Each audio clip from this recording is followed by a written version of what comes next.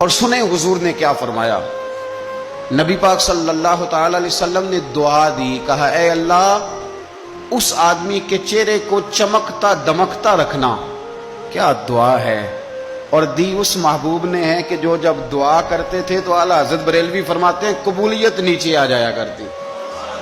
حضور نے دعا دی، کہا اے اللہ اس آدمی کے چہرے کو چمکتا دمکتا رکھنا جو میری حدیثیں یاد کرتا ہے اور پھر آگے بیان کرتا ہے۔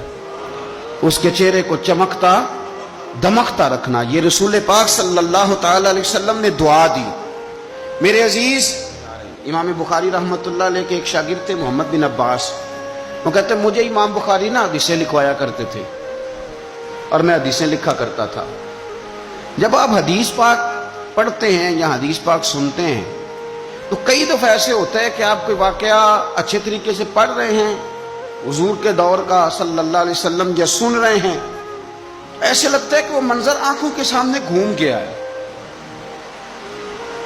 تو امام بخاری رحمۃ اللہ تعالی علیہ اپنے شاگرد کو حدیثیں لکھوا رہے تھے تو ایک خاص حدیث پاک کے لحاظ سے آپ نے فلسفہ بیان کیا۔ انہیں چونکہ حدیث پاک کے مشن سے پیار بڑا تھا امام بخاری کو، فرماتے ہیں 500 دینار میری ماہانہ آمدن ہے، میں ساری نبی پاک کے دین کے طالب علموں پہ خرچ کر دیتا ہوں۔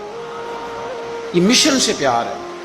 تو امام بخاری رحمۃ اللہ تعالی علیہ کے شاگرد محمد بن عباس فرماتے ہیں میں حدیثیں لکھ رہا تھا تو انسان تھک جاتا ہے، کہتے میں لکھتے لکھتے امام صاحب چونکہ لکھواتے جا رہے تھے تو میں تھک گیا۔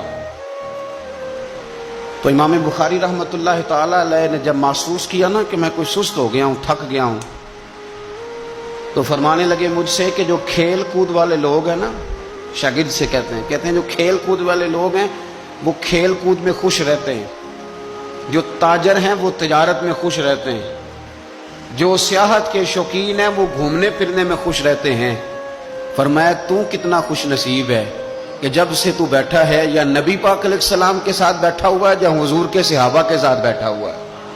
وہ یا نبی پاک کی حدیثیں لکھنا، حدیثیں جمع کرنا، حدیثیں بیان کرنا، حدیث کے ساتھ تعلق رکھنا، اس کا معنی یہ ہے کہ آپ نے نبی پاک کی صحبت اختیار کی ہوئی، آپ نے حضور کے صحابہ کی صحبت اختیار کی ہوئی۔ حدیث پاک کو یاد رکھیں، حدیثیں اپنے ذہن کے اندر بٹھائیں۔ ایک حدیث پاک میں نبی پاک صلی اللہ علیہ وسلم نے فرمایا جس نے 40 حدیثیں جمع کر کے میری امت تک پہنچائی، اللہ قیامت کے دن اسے علماء کے ساتھ کھڑا فرمائے۔